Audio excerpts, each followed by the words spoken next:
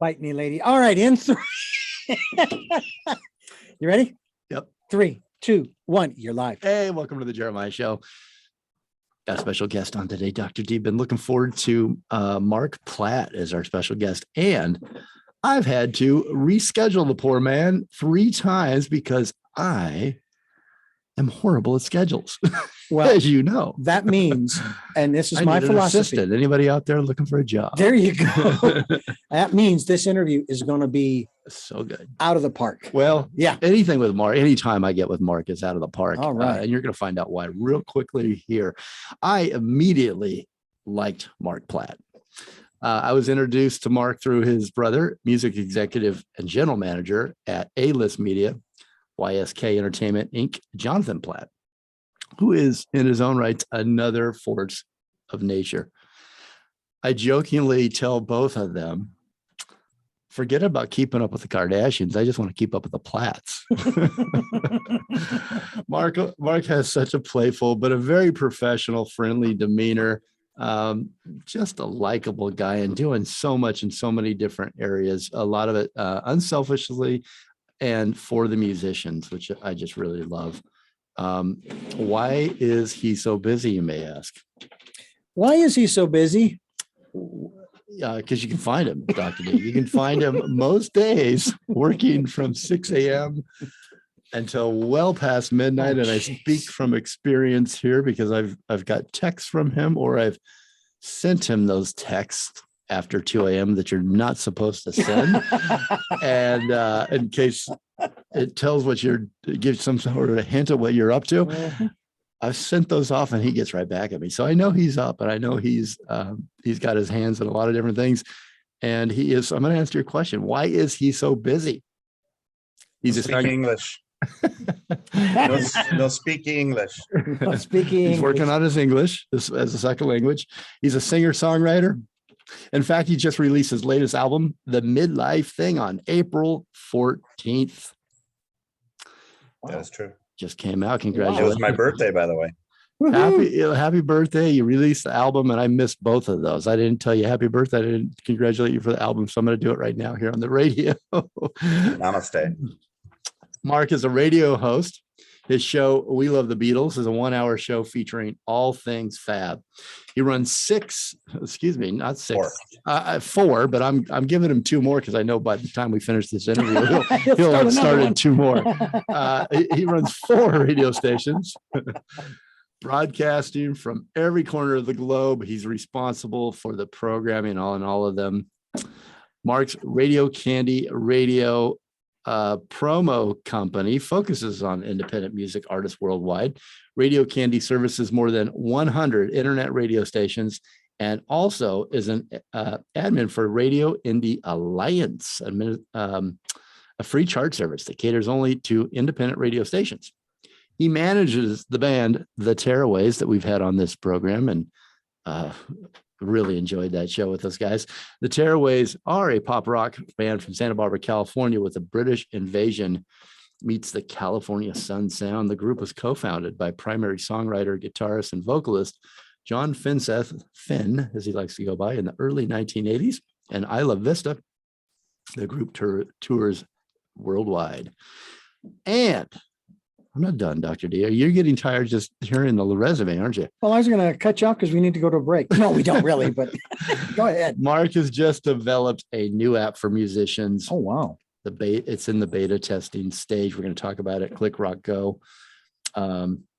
Singer-songwriter Marc Platt has been a well-known fixture in the Los Angeles music scene for nearly 4 decades. He began his career in 1983, taking an entry-level position at the newly formed label Rhino Records. Uh-huh. Rhino Entertainment Company is an American specialty record label and production company founded in 1978 and is currently the catalog division for Warner Music Group. A lot of my favorite musicians in those days were on Rhino Records. So I'm very curious about that stint there. Yeah, Dr. Demento. Get into it. That's my thing. The job gave him an invaluable education in every aspect of the music business, and no doubt paved the way for what he's doing now for indie music artists. He's a world-renowned advocate for the indie musicians trying to break into today's industry and creating more opportunities for emerging artists in Los Angeles and around the world. The company has a lot of things in development, and we're going to talk about those and to help the plight of the music artist. So welcome to the show, Mark. So glad to appreciate it. I really appreciate it. And that was quite an intro. About my Rhino days, which was great. I actually, when I got out of college late 82, and I started there in 82. And here's a really funny story about that. My family business was had all of the appliance and music departments in every May company around the country. And Mr. Foose, Richard Foose's father, was the president of the May Company, and my grandfather was the president of Platt Music Company. And so, believe it or not, I didn't get that gig at Rhino because of my family connections. In fact, I got hired, and I'm sitting in front of Richard, the owner of Rhino Records, and he goes, "Platt, are you part of that, Platt?" And I go, "Yeah." And he goes, "Wow, you got this job without any help." That was my first job out of college, and the rest is all downhill after that. And it's important to point that out. You got everything you get is on your own doing there, Mark. Yeah, I got a little tired of playing the 3-part golf course at Rancho, when I got out of college, and I finally had to get a job. So I decided, and I applied, and it was a great job because I answered phones, I listened to demo tapes, I did everything. There were only 7 employees at Rhino. Now there's like 300 there, but there were only 7 of us. Wow.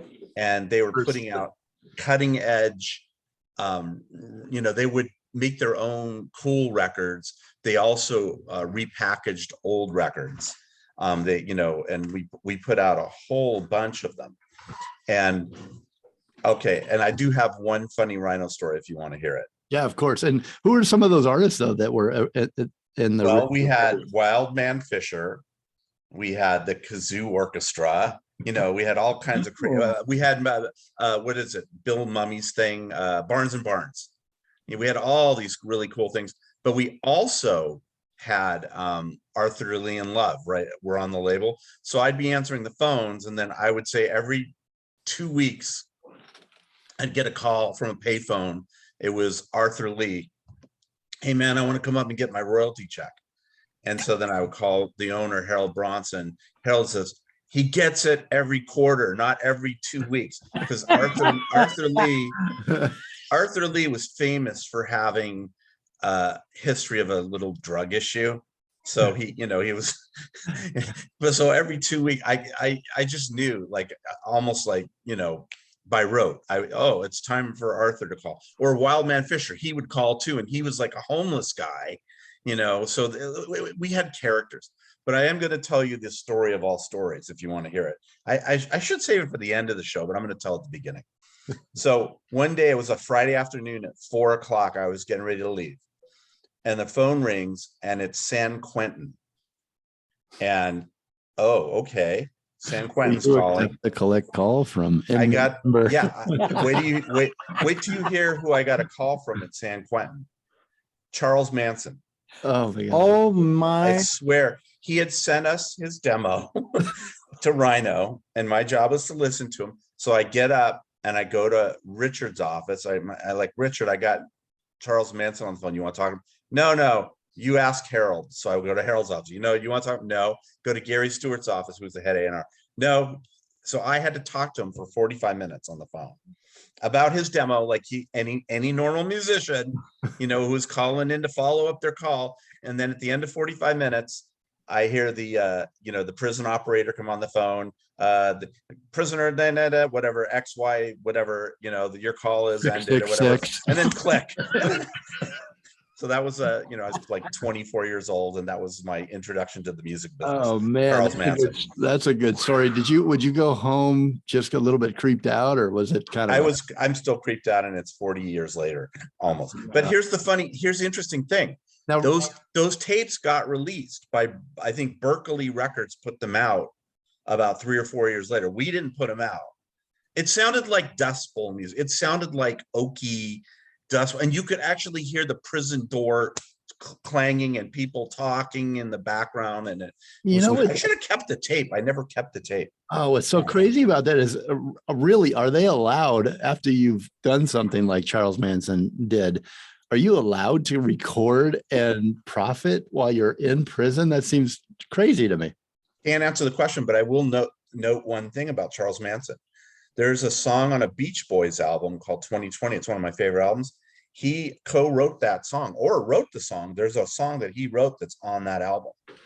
So he was really kind of well known throughout Southern California in those hippie circles, right? Because I know my mom was asked out to on a double date. She told the story. Her best friend went out on a date, was dating one of his guys, and she turned it down. Yeah, that's, I mean, in Southern Santa Barbara, he was in Santa Barbara a lot. And I mean, everybody's got a story almost, it seems like. Who knows how many are true, but that's a crazy story, Mark. True story. So the music wasn't any good? I mean, you passed on him? We passed on him. But someone put it out. You can actually hear it on YouTube. You can go to YouTube and hear Charles Manson's record. You'll make it through about 90 seconds, probably. Maybe it needs to be played in reverse. There you go. Maybe it sounds better in reverse. Well, what did you originally set out to do, Mark? Well, it's interesting. After, my golf game wasn't so good at age 23 or whatever, and I had been, starting, I did a lot of music at San Diego State, but I came back to California to get to LA to get my journalism degree, which I got at Northridge. And there's not a whole lot. So my grandparents, who I mentioned earlier, when I got out of college, they sent me out on a tour, basically, of all their contacts and friends. So I met with Ed Loeffler, who managed Sammy Hagar. And I remember him grabbing his Billboard magazine and pointing. He goes, "This is where it's at, Billboard magazine." And he listened to about 25 seconds of the first song on my demo or whatever. And that one wasn't so good. So then the next place they sent me was William Morris Agency, because they knew Abe Laskvogel, who was the chairman. Right. So I get there and I guess I went into all this stuff like, all right, I got to go, but I'm going to keep an open mind. So I walked into the William Morris interview, and I meet with Mr. Laskvogel, who's walking around with a cane. He was about 86 at the time, or 90 years old, or whatever he was. And he said, "I'm going to have you meet with Mr. Davis here. He's the president of William Morris Agency." Like a 23-year-old guy just getting out of college. I mean, you should interview with HR, but they were going to hire me. Okay. They were basically, I walked in, I would have had this job. So what ended up happening is I go through this whole half an hour talk with him, and he's like, "Okay, we'll start you in the mailroom, and you'll get this salary, and then you'll be an assistant to an agent, and then you'll be an agent." Because at San Diego State, I actually booked bands with a guy that ended up working at William Morris Agency. He was about 2 years ahead of me, so he's already there. So I actually could have probably got that job and nailed it. But here's the thing. After about a half an hour, remember, I'm 23 and I really want to be a musician. I kind of came clean. I said, I really kind of want to be an artist. And he was like, "Phew, I'm glad you told us this, because we would have invested hundreds of thousands of dollars in you and training you and doing all this stuff." And so this story is going to be interesting a little later when we talk about John Ferreter, because my friend John Ferreter, about 6, maybe 10 years later, he took that job and became a super agent at William Morris. And he thrived, but he always regretted that he wasn't really doing music. So when he left William Morris Agency, he started doing music again and joined the Tearaways, right? Mm-hmm. And then what happened is I ended up meeting John very late in the game, but we ran around what I like to call concentric circles. We knew all the same people, but we had never met until 2015, right? Mm-hmm. And so then what ended up happening is John got sick and he passed away in 2019, but he had flatlined in 2009, and he got a renewed sense of life, and he really kind of lived it to the fullest for his last 10 years is what ended up happening. But it's so interesting that he actually ended up having that career that I didn't have, that I didn't want to have. Right. And it, just, they wouldn't let him do music while he was at William Morris. Any regrets that you didn't follow that path that I he have followed? zero regrets. I'm very happy where I am now. Yeah, I'm you really strike me as a guy that has regrets often. I'm not a big regret guy, but I will say this. When I worked at Rhino, I met so many people like Peter Case of the Plimsolls. Peter was like my mentor and introduced me to Elvis Costello, John Hyatt, Steve Earle, Bonnie Raitt, T-Bone Burnett, Stephen Soul, all these people. I was all of a sudden in the kind of circles that I wanted to be in, that I, hanging out with Elvis Costello, going to Sunset Sound for his sessions and him sitting me down and having me listen to his stuff. I would have never had that opportunity if I had been at William Morris.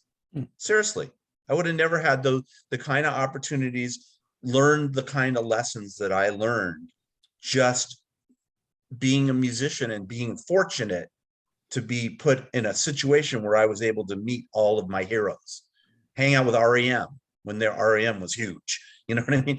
All that kind of stuff. Go to the Greek Theater and actually get to go backstage and, because of the people I knew. You know what I'm saying? Yeah, I do. I can Education. imagine. I mean, hanging out with REM at whatever stage of their fame would be a thrill. I love those guys. So you originally set out to be an artist, and then, from the opening, if the listeners were there at that opening when I read off the things that you're just currently doing, barely scratched the surface. You're wearing a lot of hats. You're doing a lot of things, but they all seem to complement each other. It's all almost the same thing, and at the core of that, feels like you've got the artists such as yourself, the musicians, singer-songwriters, indie artists.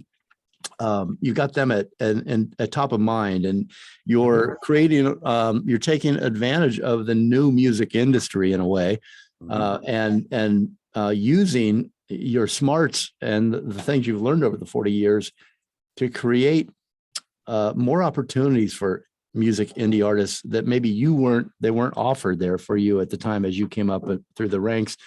How would you describe yourself, Mark? I know everybody else describes you in certain ways and you've got different titles, but how would you give yourself a job title? Who is Marc Platt? Okay, I'm the original DIY guy.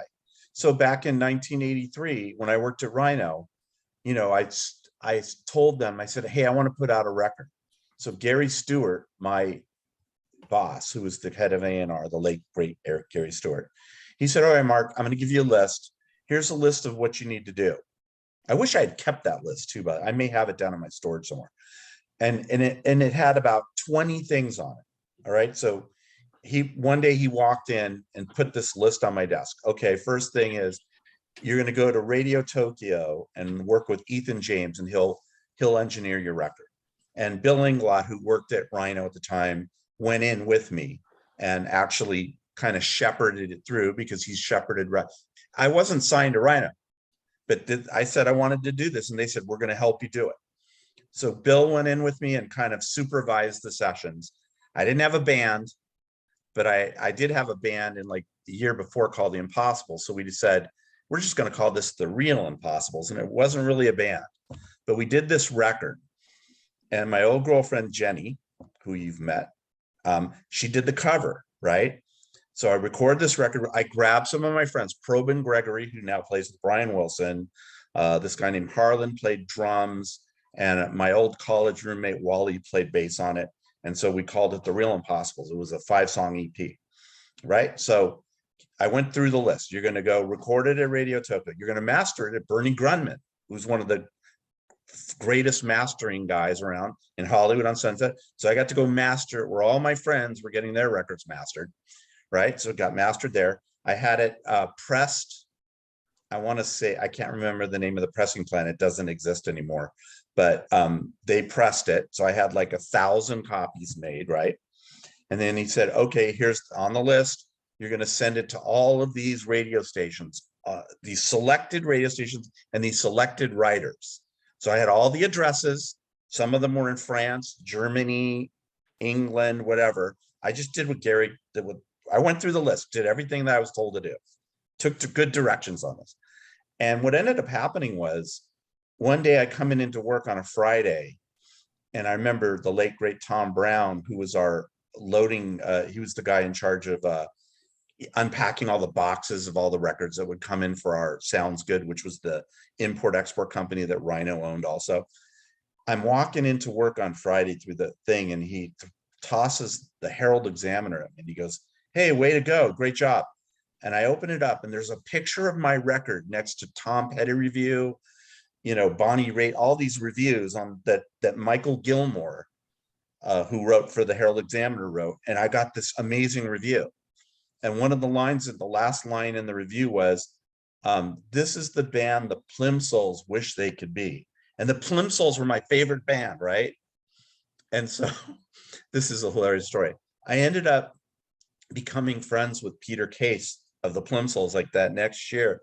And he was like, "So you're the guy in the band that we hope we can be." And the Plimsouls were like the biggest band in Los Angeles.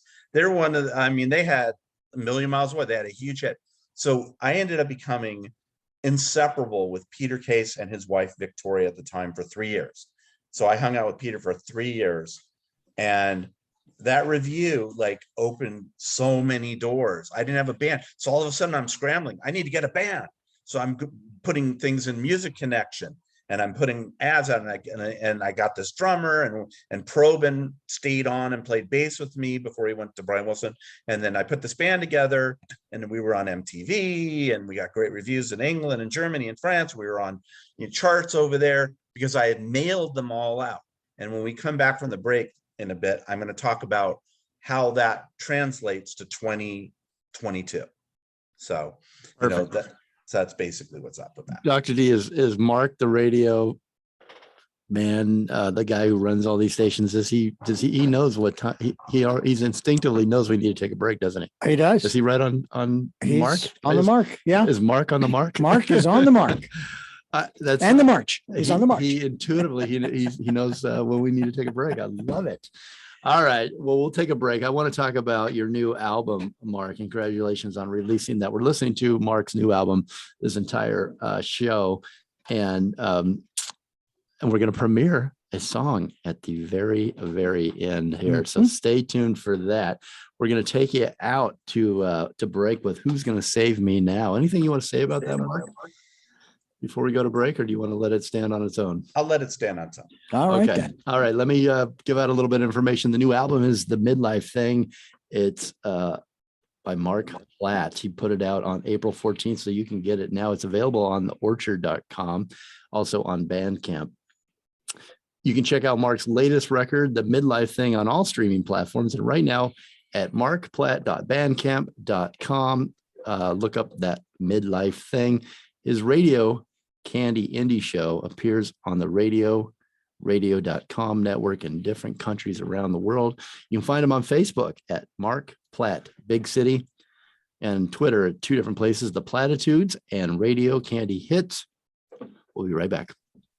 Okay, good. Do I have all that right? His Radio Candy Indie Show, radio.com, right? That's all right. Yeah, and by the way, remember our it's radiocandy.media for our website for the promo stuff. So we'll talk about that later. Okay. Great. Good segment, guys. That was fun. Yeah, very cool. Did we hit all the points? Let's talk about no, but we've got time to do that. Let's come back, and I wanted to talk about the album before we got into this break we're coming back from. Okay. We do have to get out at 2:00 because there's a live show behind us, just so you're aware, Mark, or a little bit earlier. But I want to come back and talk about the album a little bit, and then go into the various things, Radio Candy Media, Radio Indie Alliance, and then we'll talk Click Rock Go. So just kind of, that's my trajectory. Is that trajectory? Is that good with you? Yeah, I think we got all the biographical stuff good. So yeah, that was good. I love that. Okay. All right. In 3, 2, 1. Welcome back to the Jeremiah Show. My special guest today on the show is Marc Platt. He's got a new album out, That Midlife Thing. It's available on theorchard.com and also on markplatt.bandcamp.com. type in and search for the album, That Midlife Thing. Welcome back, Mark. Well, let's talk about the album. Okay, I'm all ready to talk about the album. So tell us about this is the first record where I've done several, but I didn't, this is not what I would call a commercial record. Okay. I really set out, I had a kind of a statement that I wanted to make. There's a lot of men that go through a lot of stuff like multiple marriages, families breaking up, and all of these things. And that's what this record is about. This record is about stuff that men think about, but don't necessarily talk about so much. And I think the best way I can express myself is through my music, you know, when it comes to how I feel. And I think most men, they repress those kind of feelings about how do they feel about, well, this marriage didn't work out, or this relationship, or my job didn't work out, or my career is failing, or whatever it is. And that is what the theme of every song on this record. In fact, there's 15 other songs that I wrote for this record that I removed because I really wanted it to have this. And then by the end of the record, there's a little bit of hope. And I like to do that. Like there's a song called The Love of My Life. And to me, that is about premiere. That we're going to premiere that. It hasn't aired anywhere yet. And I always believe that it's important to end every record I can think of that I've done with some kind of message of hope.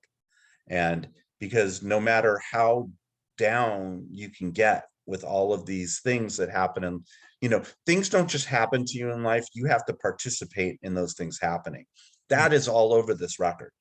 So that's what That Midlife Thing is about. I'm curious as to your thoughts about some of the people who have been not actively involved in what you're talking about, but who have certainly spoken about it. And the first person I can think of early on, and it's not Robert Bly. I have an unfortunate story about him. It's actually Tim Allen, who his comedy back in, what was it, the 80s, was about, you know, men are pigs, you know, but he was accused of being anti-woman when in fact he wasn't anti-woman. He was actually just pro-man and all of those things that make us men. Well, I think in the context of relationships, when you're born, you have a relationship with your parents, right? Let's just say that. Well, in my case, my mom died when I was 12. So I've had a, you know, almost 50-year relationship with grief about losing my mom when she was 34 and I was 12. So I think that those kinds of things keep recurring in our lives, and patterns and a tape that we keep running over and over again. Maybe it's in our relationships. Maybe we date women and they're all some kind of version of your mom, your late mom, that you don't even know because you're 12 when she dies, and you have this fantasy and this whole thing built up in your psyche, and then never leaves you. So Tim Allen, I don't know how he was raised. You know, I don't know. I couldn't speak for either of you guys, but I do know a lot of guys have been through a lot of similar things that I've been through.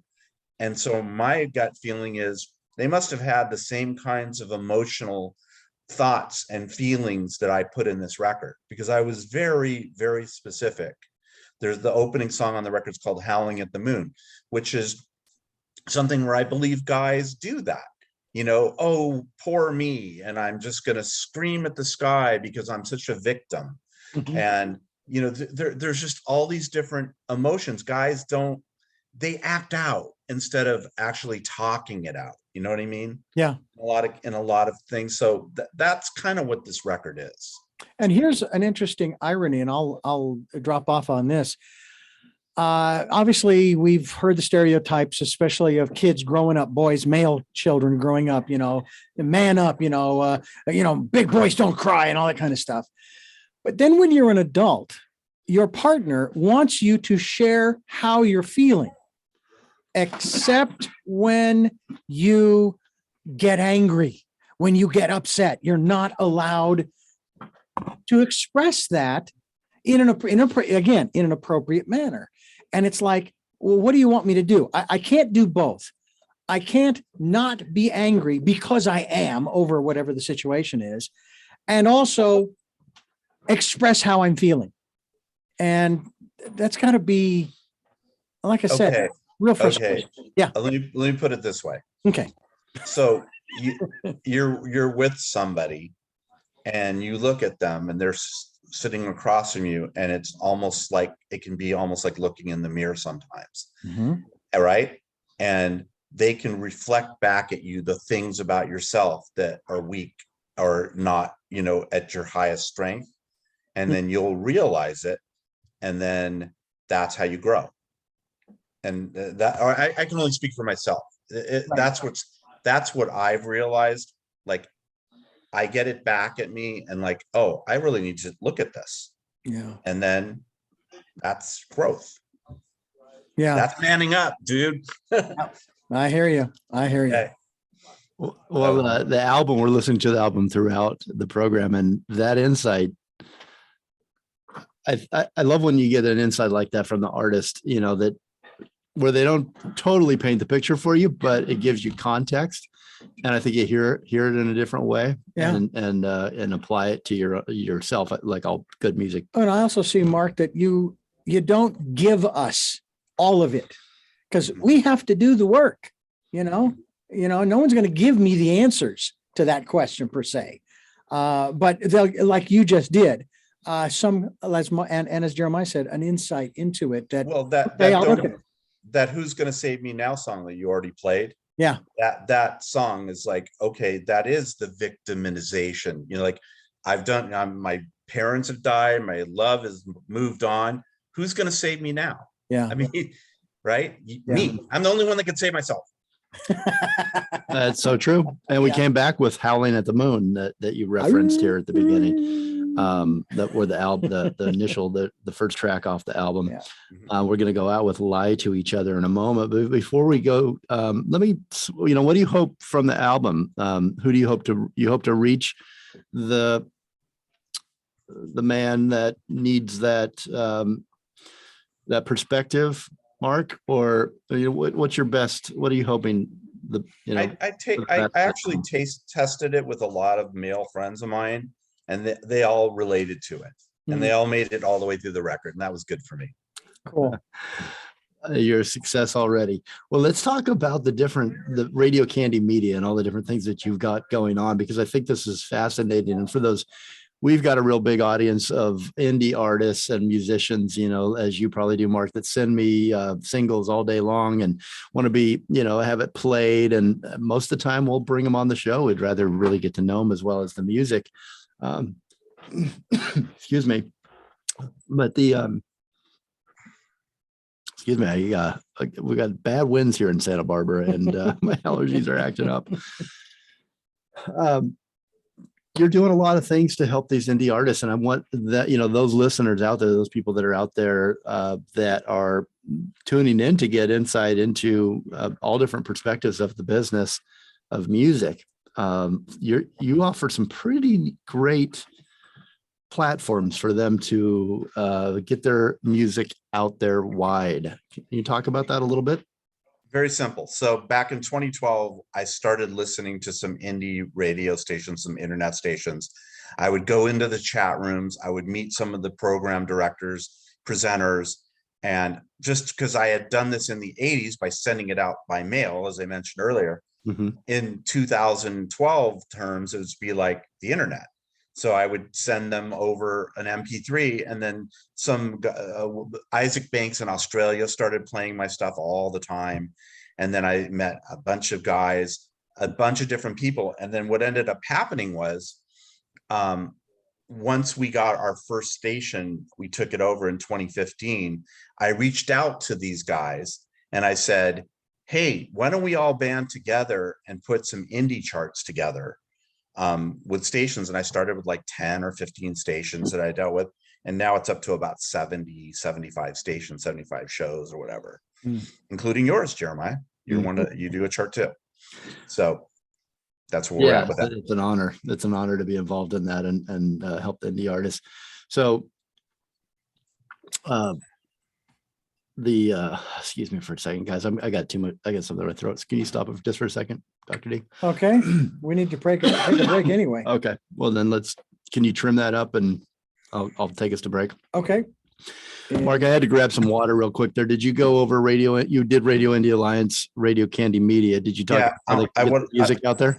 Yeah, I want to talk about how people send me stuff and Okay, how that good. So we'll do that right after we come back. We'll take a break. Okay, Sorry about that. I can't. So I don't want to cough over you. we'll go to break. Ready? Yep. 3, 2, 1. All right. We're going to hear about Radio Candy Media and how, if you're an artist, you can submit your music and get it played on hundreds of stations out there via Mark and his app and his website here. We're going to take a break with Lie to Each Other. This is off the new album by Marc Platt, that Midlife Thing. Find it on theorchard.com. And also on Bandcamp. I always push people towards Bandcamp. Hope that's okay with you, Mark, because I think you make the 80% of everything that comes in. markplatt.bandcamp.com. The album again is That Midlife Thing. Find him on Marc Platt Big City on Facebook and on Twitter. 2 places, The Platitudes and Radio Candy Hits. We will be right back. Once again, here is Lie to Each Other. Clear. All right, stand by. Lined up. You all right, Bo? Yeah, it's some kind of allergy. It's something in my throat. Feels like I swallowed a Fly. I don't know, like a big chunk of wheatgrass or something. I don't know. All right. All right. You tell me when we're coming back. Coming back.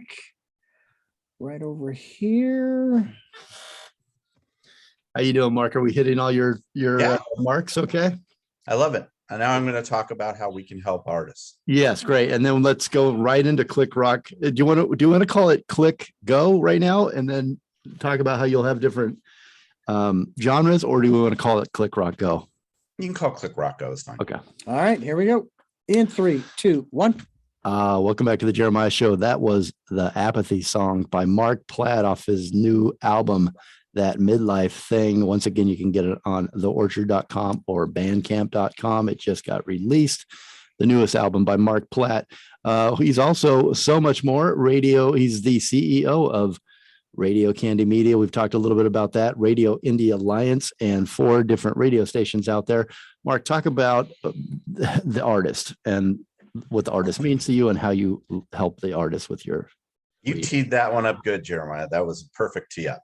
So basically, I have the show called Radio Candy Indie Show, and it's actually on about 25 stations all over the place. A lot of people take the show, and I don't talk. I basically do an intro, there's an outro, and there's about 15 or 16 songs. It's stuff from all over the world. And I just really believe that, like, my show is a really good platform for any of those artists that just I've worked with many different artists that have been around for years that never get heard. And so this is one of the things my friend John Finseth and I were talking about for the last 4 years of his life. And we wanted to do something. We were going to start this company, and we actually went in and had a meeting with Universal at one point. And I remember sitting in that meeting feeling like, this is glitzy, this looks good, this PowerPoint we're showing them with all these great artists and stuff, but I don't think we have it. And I wasn't sure of that at the time, but over time I realized we didn't have it. What is that thing that's going to change the paradigm? What's that thing that's going to do what John and I have been talking about doing?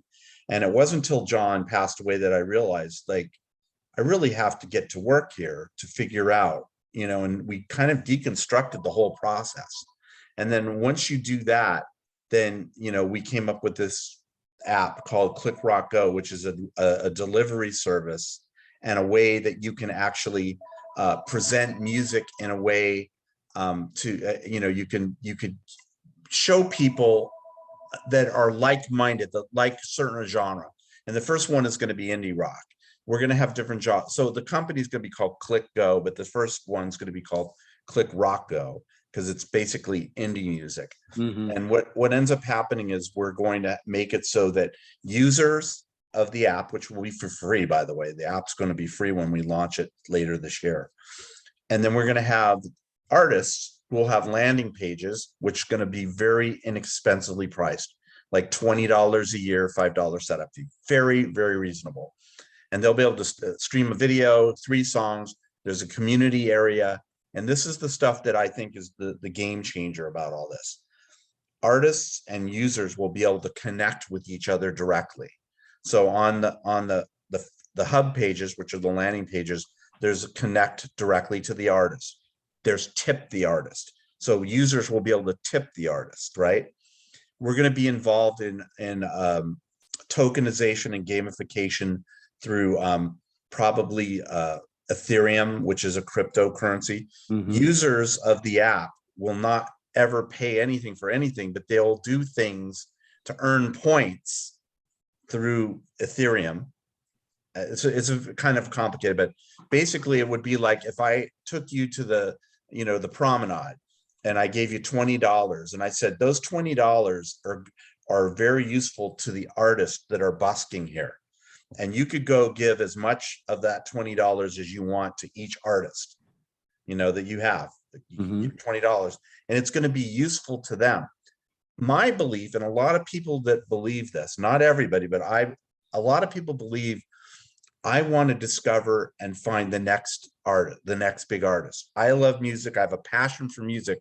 I want to help artists. And I think that a lot of people feel that they want to help discover and be part of that process of discovering.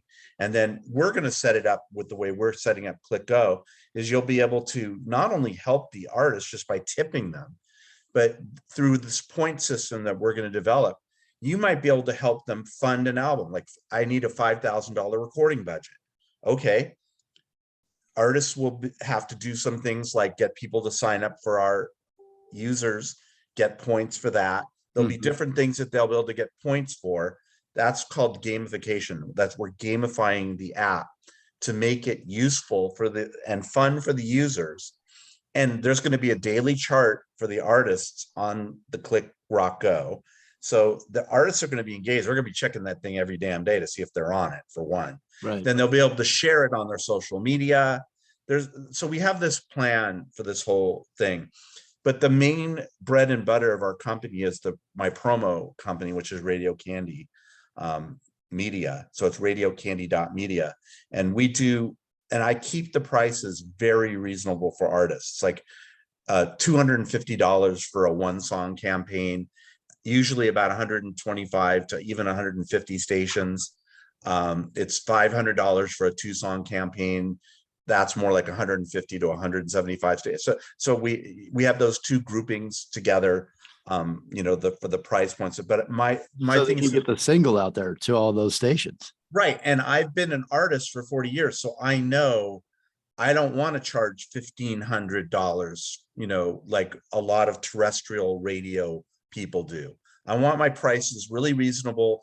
I'd rather do multiple campaigns for different artists, and do it that way than hammer 8 stations and try to get them on the Billboard charts and make them pay $10,000 for ads on Billboard. See what I'm saying? Yeah. So, and our Radio Indie Alliance charts, those are not chosen by me. Those are chosen by the state. Jeremiah does his own chart. The stations do their own charts. All we do is we admin and we copy, paste, post, tag, and that's what we do. That's what Radio Indie Alliance does. We get the information from the stations and the shows, and we post the charts on Facebook, and then all the artists are happy and everyone lived happily ever after. That's it. Mark, you're hitting the areas. What I love is that you have that unique perspective. Well, you've got a couple different viewpoints and perspectives here that you have borrowed from, and you see where it needs to go. You see where the need is as an artist. You see where the need is because you've grown up in the music industry, what the executives are looking for, but you're leaning towards the artist and how to help that artist and how to get their song played. How can people get a hold of you to send if they've got a new single and they want to get airplay like you're talking about? Where can they? I have rules. Rule number 1: send it to candyradiohitsongs@yahoo.com. candyradiohitsongs@yahoo.com. Attach an MP3 file. Don't send me your whole record. I will delete it. I am lazy. I will not listen to a whole album. I like living in my house where I am, and I want to have time to live my life. So I don't want to listen to your whole record. I want to listen to your best song. Send me a single. I'll play it on my Radio Candy Indie show. I play most stuff. It'll find its way onto the show. The other thing is, rule number 2, don't break rule number 1. Don't send me a link. Don't send me a Dropbox link. Don't send me your Bandcamp link. I can't do anything with it because I'm not going to take the time to download songs because I get 200 a week. I have time to go in and hit and download one song if you attach the MP3 to that address again. Candy Radio Hit Songs at yahoo.com. And also don't write me a long email. Just write me a sentence or two because I'm not going to have time to read, War and Peace. I just want, give me the who, what, when, where, why. Yeah. And I'm Mark. Here's my song. Here's my bio. Here's my. You know what I love? You know my favorite? Here's my favorite thing. Here you go. And then there's an MP3. That's my favorite thing. Well, hey, follow Mark's directions. He'll get it played, and then you can do all that rest with me. You can come on the show. We can do your bio. We can. You'll be hearing from me, Mark. I've got one song. I'm down, dude. I hope you wrote down the rules, Dr. D. I know the rules. Okay. You know where to get me. Those rules. I won't. Okay. Well, we got to take another quick break, Mark. When we come back, let's talk about what you think from your unique viewpoint, what the future of the music business looks like. I think you're inventing it, and that you have. And so let's talk about that when we come back from the break. Couple things here. Let's talk about Click Rock Go again, the new music delivery system that empowers artists and fans to build a community. It's a dream of music fans to be more connected to artists that they love. And it's also a dream of musicians to have direct access and to their fans and to get paid for their hard work. One Click Rock Go app gives users let me do that last one again. Sorry. All right. Stand by. Just that last paragraph there. Stand by. Instead of one, it's hour. It's a dream of music fans to be more connected to artists that they love. And it's also a dream of musicians to have direct access and to their fans and to get paid for their hard work. Cut one. All right. Get rid of one. No, get rid of one. Okay, right. You want to start before one? Before one, yeah. All right. Here we go. 3, 2, 1. Our Click Rock Go app gives users access to new music in an easy way to help fans find new artists. It's all about the musical connection. We have a better way to bring artists and fans together, discover new music, and do it on their phones. No AI, no algorithms. Click Rock Go at Radio Candy Media. We'll be right back. All right. Very good. Okay, we just got a little short one here, right? That's correct. Okay, so Mark, I asked that question, but before we go to that, I want to talk about John Finseth one last time here, and then we'll go into that question. Okay. How long's the last section? We've got how many minutes? About 5, 6 minutes. Yeah. Yeah, and then we got to get a radio drop from you, Mark, that we That's can drop right. in. All right. Ready? Okay. 3, 2, 1. Welcome back to the Jeremiah Show. We just came back in with Marc Platt. The new album is The Midlife Thing. The song we just heard was, make sure I got it right here. We just came back with Hanging Around. Mark, welcome back. Let's talk about who is John Finseth? Who was John Finseth? You've mentioned him a couple times here. I know he was in the Tearaways. He inspired you, I believe, for the Click Rock Go app. Is that true? Well, John inspired me for each of the like Radio Indie Alliance. He was my biggest. He was just, his thing was, Mark, just do this every day, do this every week, do this every month. Make sure it's consistent. Make sure that artists can see that there are stations playing them, because then they will check it every week and they're going to be involved and they're going to be engaged. And that was John's thing. John was like, if you can engage, just like my brother, John Platt, by the way, if you can engage artists and fans, then you're halfway home. And there is a home. And that's the thing. A lot of these people that I work with, a lot of these bands like in Boston, like the Dogmatics, they've been around for 40 years and they were never able to break out of their locality of Boston.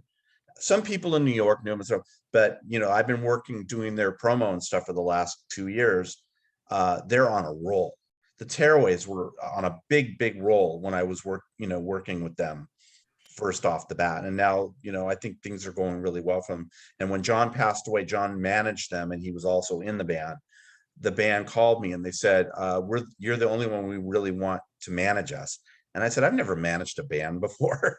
I've been in bands. I've been always the front guy. And he says, well, we'll learn together. And the first call I made was to Ed Stasium, who I'd known for a while, who produced the Ramones and Talking Heads and all these things. I said, Ed, will you produce the record? And he goes, you pay me and I'll do it. And so we were paid him to do it. And we recorded it at Village Recorders, and you guys debuted it on your show. And I think the record's outstanding. And I co-wrote all the songs with Finn and the band. We're all the writers on it, but Finn and I were the main spearheaded guys on this. And that was one of my creative highlights of the last, that was certainly my creative highlight during COVID, because we wrote the whole record during the COVID. And it's telling their story and who they are. And we set out to write, how do you want to be on a stage singing these songs? Who's your audience? And that's how we approached every song on the Tearaways record. So great album. I love songwriting. So songwriting's my thing. It's the way the future of music business looks. You're creating it, basically, in my opinion. You're creating the way it's going to go. But what does it look in, a couple sentences? What does it look like to you? It looks bright. There is a future. There is a way forward if artists can engage directly with their fans. Because now there are things like Spotify, Instagram, and TikTok, and there's some great platforms out there, but that's not direct engagement. It's still muddled. And I think with what our delivery system that we're going to be delivering, I plan to go talk to some higher up companies and say, look what we're doing. This may be a way forward for you. And if we can do that, then I think we can change things. And Mark, you're talking to some pretty big names in the business that are interested, but I know that you're also interested in musician endorsements, and you'd love to have some musicians play with the beta version that's in works right now before the app goes live and get real musicians' feedback. How would they get a hold of you? If there's there are a lot of great musicians out there from all different levels in the business and different levels of success that listen to this show. How can they get a hold of you if they want to be a part of this? Click rock. I hadn't really thought about that, but go ahead and if you send me an email to candyradiohitsongs@yahoo.com and you put Click Rock Go in the subject line, then I will get it to the people who need to get it, and then we will get them set up. Great. And they can check it out. Okay, we're about to do the world premiere of The Love of My Life. Do you want to set up that song? It's about my girl, Karen, man. It's how I feel. Karen. Okay, Mark, before we say goodbye, I got to give out a couple things real quick here. I got just in, as we were doing the show, from Mike Gormley, our mutual friend. He sent me Skunk's itinerary. Jeff Skunk Baxter, Doobie Brothers, and Steely Dan, Hall of Famer. He and his band will debut at the Ram's Head in Annapolis, Maryland on May 3rd. The band is really, really good. They're in Alexandria. Well, email me, Jeremiah at the Jeremiah Show. I'll send you the itinerary, or go to Skunk's website and you can check it all out. The new single is out this week, also on radio. It's Bad Move with Clint Black. It's off Skunk's new solo album, actually his original and only solo album that he's approved in 11 years. So that's coming out, and the new Clint Black Bad Move is out. Also, Larry Vigon, got a text message from our good friend Larry Vigon, who is, as you all know, an artist who's created some of your best and favorite album covers, from Fleetwood Mac to Chicago to Eric Clapton, Counting Crows, and the list goes on and on. He says they are projecting his art on the gallery building, which is in Santa Barbara. If you go to my Facebook page, I'll give you out the address for that. It's this Saturday, April 23rd, at this Silo 118 Gallery in the Funk Zone. It's amazing. I actually went and saw the work projected on the first gallery opening show. There are also pictures on my Facebook page. It's amazing. Larry's work is just amazing. So congratulations to Skunk Baxter. Have a great tour, my friend. And I hope you guys can catch him out. Listeners can catch up with him somewhere out there on the road. Marc Platt, final words from you, my friend. I love you guys, and I really appreciate being on your show. And check out the Tearaways record when it comes out, everybody, also, as well as mine. But the Tearaways, I'm really proud of that work also. Do you mind if we dedicate the show to your good friend, John Finseth? I would appreciate that greatly. His birthday was the 15th. Mine was the 14th. I always had it on him. I was one day older than him. Literally one day older. Well, happy birthday to both of you, and happy birthday to you, my friend. Marc Platt was our special guest. Really great time with you this hour. Here it is, the TGS world premiere, The Love of My Life. Communicate. Oop. Well, you paused That's so fine. long That's that I fine. think you're done. That's fine. That's fine. Thank Let's you guys, let's get a radio drop from Marc real quick All before we right, let him Mark, What do you want me to say? go. Anything you want, but promote what's probably most important to you at the moment. Well, actually do one for your album and do one maybe for Click Rock Go, or is it too soon for that? Or Can I just do whatever one you for the want. Jeremiah show? Yeah, Can I but just you want to can might I want to just- say, hi, this is Marc Platt, CEO of Radio Candy Media, maybe something like that. That's the one I want to do. That's the one bumper I And want then to you're do. listening to the Jeremiah show. Okay. all right, I'll count you down in 3, 2, 1. Hi, this is Marc Platt. I'm the CEO of Radio Candy Media, and you are listening to the Jeremiah show. All right. Love it. All right, Marc, we'll get this produced up and send it over to you tonight. Thank you guys so much. I'm going to the Dodger game, so I'll see you Have later. have a good time. Dodgers Braves. Love you, man. All There right, you go. later. All right. Thank you. Bye-bye. Bye. Bye, guys.